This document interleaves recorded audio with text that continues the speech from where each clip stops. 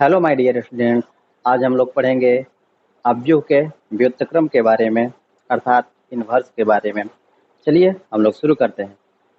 Singular matrix व्युत्क्रमणीय अवयव वह वर्ग अवयव जिसके सारणिक का मान का हो, शून्य हो, उसी का क्या होगा, और वह अव्युत्क्रम होगा। ठीक है। अतः if A is matrix then determinant of A is equal to 0 हो तो वह क्या कहलाएगा, अव्युत्क्रमणीय अवयव कहलाएगा। ठीक है। अब देखिए, जैसे यह एग्जाम्पल के रूप में लिखा हुआ है मैट्रिक्स, इसलिए डिटर्मिनेंट ऑफ ए क्या हो जाएगा। ठीक है, 1 2 3 6। ठीक है, और इनका हम लोग क्रॉस मल्टीप्लीकेशन कर लेंगे। 1 से 6 में होगा तो 6 माइनस 2 इंटू 3 6, ये हो जाएगा 0। अब चूंकि डिटर्मिनेंट ऑफ ए क्या है, 0 है, इसलिए यह क्या हो जाएगा, सिंगुलर मैट्रिक्स हो जाएगा। ठीक है। अब आगे चलते हैं हम लोग। नॉन सिंगुलर मैट्रिक्स को हम लोग इन्वर्टिबल मैट्रिक्स भी कहते हैं। ठीक है। व्युत्क्रमणीय अवयव वह वर्ग अवयव जिसके सारणी का मान शून्य न होगा, उसी का क्या होगा, व्युत्क्रम संभव होगा। और जिसका सारणी का मान शून्य हो जाएगा, उसका व्युत्क्रम संभव नहीं होगा। ठीक है। अतः if A is matrix then determinant of A is not equal to 0। जब उसके सारणिक का मान शून्य नहीं होगा, तभी उस मैट्रिक्स का इन्वर्स संभव है, और यदि हो जाएगा तो इन्वर्स उसका संभव नहीं होगा। अब इसका हम लोग देख लेते हैं। इसलिए डिटर्मिनेंट ऑफ ए क्या हो जाएगा, 1 2 3 4। ठीक है, 4 माइनस 6 बराबर -2, जो कि इज नॉट इक्वल टू 0 है। अतः इसका इन्वर्स संभव होगा, और ऐसे मैट्रिक्स को हम लोग क्या कहेंगे, नॉन सिंगुलर या इनवर्टिबल मैट्रिक्स कहेंगे। चलिए नोट में देख लीजिए, यदि a इंटू बी बराबर b इंटू ए हो, यदि a इंटू बी बराबर b इंटू ए हो, और वह किसके बराबर हो, यूनिट मैट्रिक्स के बराबर हो, आइडेंटिटी मैट्रिक्स के बराबर हो, तो b को हम लोग a का व्युत्क्रम कहते हैं, अर्थात b को हम लोग a का इन्वर्स कहते हैं। ठीक है ना। और a के व्युत्क्रम को a इन्वर्स से सूचित किया जाता है। ठीक है। इस स्थिति हम लोग a को b का भी व्युत्क्रम कहेंगे और b को a का भी व्युत्क्रम कहेंगे। ठीक है। और किसी भी अवयव के व्युत्क्रम को a इन्वर्स से सूचित किया जाता है। दूसरा है, यदि b अवयव a का व्युत्क्रम है तो a भी b का व्युत्क्रम होता है, अर्थात यदि b अवयव a का इन्वर्स है तो a भी क्या होगा, b का इन्वर्स होगा। यदि a b का इन्वर्स होगा तो b क्या होगा, a का इन्वर्स होगा। ठीक है। और तीसरा पॉइंट है, केवल स्क्वायर मैट्रिक्स का ही इन्वर्स संभव होता है। इन्वर्स किसका संभव होगा, सिर्फ वर्ग अवयव का ही, उसके अलावा किसी भी अवयव का इन्वर्स संभव नहीं होता है। ठीक है। चलिए इस विषय को समझाने के लिए हम एग्जाम्पल लिए हुए हैं, इसको हम लोग थोड़ा सा देख लेते हैं। ठीक है। a इंटू बी, 2 3 1 2 हो गया, और b क्या हो गया, 2 -1 -3 2 हो गया। इनका हम लोग गुणा कर लेते हैं, तो पड़ी को खड़ी से गुणा करेंगे तो 2 दूना के 4। ठीक है। पड़ी को खड़ी से और 3 में क्या करेंगे, -1 से गुणा करेंगे तो ये हो जाएगा -3। अब पुनः इसी से इससे करेंगे तो 3 दूना के 6 -6 हो गया, और 3 दूना के 6 ये क्या हो जाएगा, +6 हो जाएगा। पुनः इससे हम लोग लेंगे, अब बारी बारी से इसमें करेंगे तो ये हो जाएगा 2, और ये -2। पुनः इससे इसमें करेंगे तो ये माइनस हो जाएगा 3, और फिर 2 दूना के 4। क्या हो गया, 1 0 0 1, आइडेंटिटी मैट्रिक्स आ गया ना।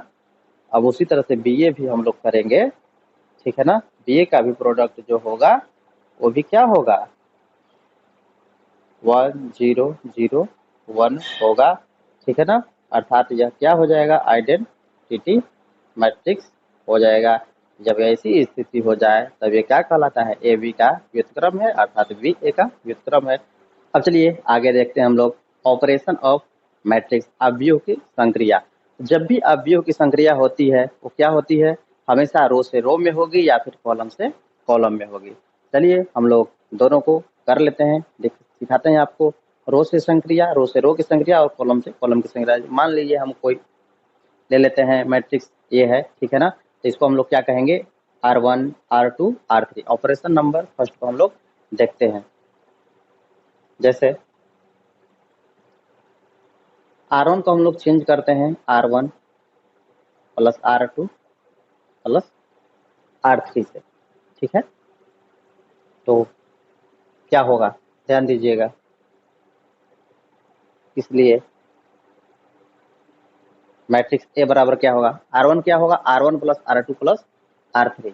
ये हो जाएगा 1 प्लस 4 प्लस 7, ये तीनों एलिमेंट उसमें जुड़ जाएंगे। उस तरह क्या होगा 2 प्लस 5 प्लस 8। उसी तरह से इसको हम लोग देख लेंगे 2 प्लस 6 प्लस 9, और बाकी ज्यों का त्यों हम लोग लिख लेंगे 4 5 6 7 8 9, ठीक है।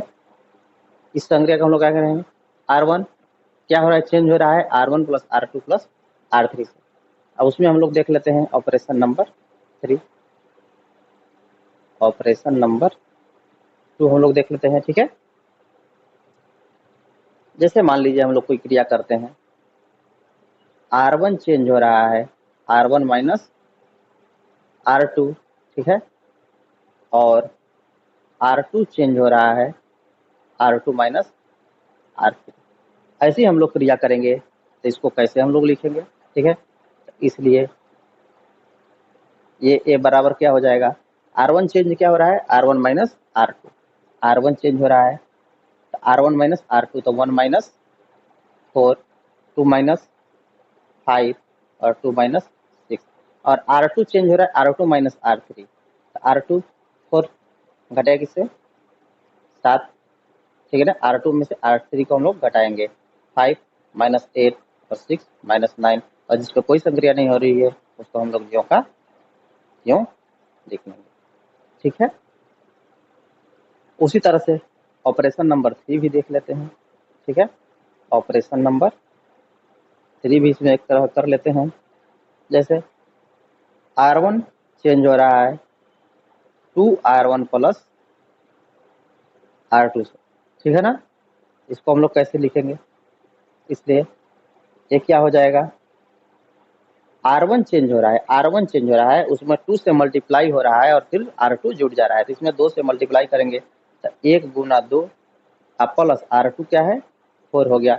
उसी तरह से 2 गुना 2 प्लस R2 क्या है, 5 है, फिर क्या है 2 हो गया, तो 2 गुना 2 R2 क्या है, प्लस 6 हो गया, ठीक है। सिर्फ R1 चेंज हो रहा है तो R1 होगा, बाकी सब ज्यों का त्यों, ठीक है। ये बात आपको धीरे धीरे समझ में आ रही होगी। अब चलिए इसको हम लोग थोड़ा देख लेते हैं। ऑपरेशन नंबर फर्स्ट हम लोग क्या करेंगे, C1 जिसे मान लेते हैं चेंज हो रहा है C1 plus C2 plus C3 से, ठीक है।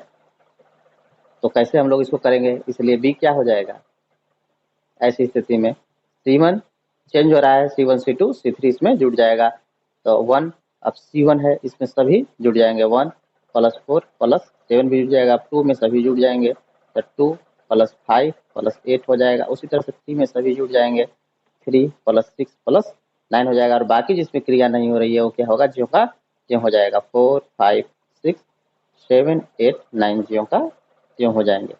अब देखिए आगे हम लोग इसकी ऑपरेशन देख लेते हैं, ठीक है। ऑपरेशन नंबर हम लोग 2 देख लेते हैं। जैसे मान लीजिए इस ऐसी क्रिया करने के लिए आए C1 माइनस C2 एवं C2 क्या हो रहा है, चेंज हो रहा है C2 माइनस C3 से, तो कैसे करेंगे और क्या होगा, इसलिए B बराबर क्या हो जाएगा, ध्यान दीजिएगा। C1 चेंज हो रहा है C1 माइनस C2 से, C1 चेंज हो रहा है C1 में से C2 हट जाएगा, तो 1 माइनस 4 2 माइनस 5 3 माइनस 6। अब C2 भी चेंज हो रहा है C2 माइनस C3 से, ये भी चेंज हो रहा है, तो ये 4 माइनस 7 5 माइनस 8 और 6 माइनस 9, और C3 में कोई क्रिया नहीं हो रही है तो वो ज्यों का त्यों हो जाएगा। इसी तरह से हम लोग इसकी संक्रिया करते हैं। ऑपरेशन नंबर 3, ठीक है, ऑपरेशन नंबर 3। अब जैसे करते हैं, C3 चेंज हो रहा है 2C3 से, ठीक है, C3 चेंज हो रहा है 2C3 से। अब हम लोग इसको कैसे करेंगे, इसको देख लीजिए। इसलिए B बराबर क्या हुआ,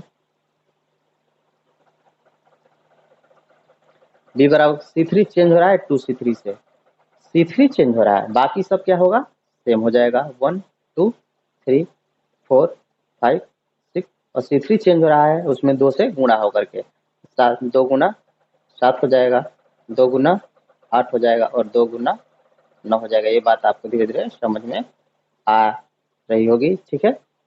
अब आगे एक और संक्रिया है, उसके बारे में हम लोग देख लेते हैं ऑपरेशन नंबर 4, ठीक है।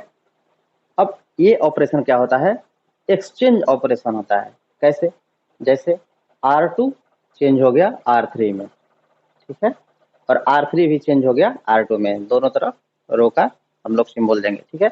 यदि ऐसी स्थिति हम लोग रहेंगे तो इसको कैसे करेंगे, ये संक्रिया कैसी होगी, तो इसलिए A बराबर क्या हो जाएगा, R2 चेंज हो रहा है R3 में, R2 क्या हो रहा है, चेंज हो रहा है R3 में, तो R2 की जगह पर R3, और R3 भी चेंज हो रहा है R2 में, R3 की जगह पर R2 हो जाएगा। तो जो नहीं हो रहा है वो तो ज्यों का त्यों हो जाएगा, तो 1 2 2 ज्यों का त्यों हो जाएगा। अब R2 क्या है, R3 की जगह पर चला जाएगा, और R3 ये इसके जगह पर चला जाएगा, और ये इसके जगह पर आ जाएगा, ठीक है। तो ये वाला उसकी जगह पर चलाएगा तो ये 7 8 9 हो जाएगा, ठीक है, और ये हो जाएगा ये 5 4 5 6 हो जाएगा। R2 R3 से चेंज हो गया, और R3 R2 से एक्सचेंज हो गया, ठीक है, दोनों एक दूसरे का जगह ले लिए। हम यहाँ बैठ गए, एक लड़का यहाँ पर है, एक लड़का यहाँ पर है, ये लड़का यहाँ बैठ गया, फिर ये लड़का जाकर के यहाँ पर बैठ गया, वैसी क्रिया को हम लोग एक्सचेंज करते हैं, ठीक है।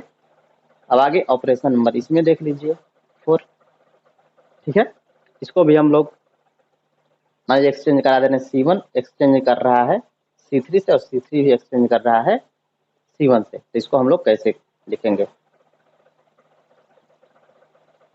C1 क्या है, एक्सचेंज कर रहा है C3 से, ये एक्सचेंज हो रहा है इससे, और फिर ये एक्सचेंज हो जाएगा इसके, मतलब ये उसके जगह बैठ जाएगा, वो इसकी जगह पर बैठ जाएगा, ठीक है। तो ये क्या हो जाएगा, 3 6 9, जो नहीं जिसमें कुछ हो रहा है वो ज्यों का त्यों हो जाएगा, और फिर ये क्या हो जाएगा, उसका जगह आ जाएगा, ठीक है।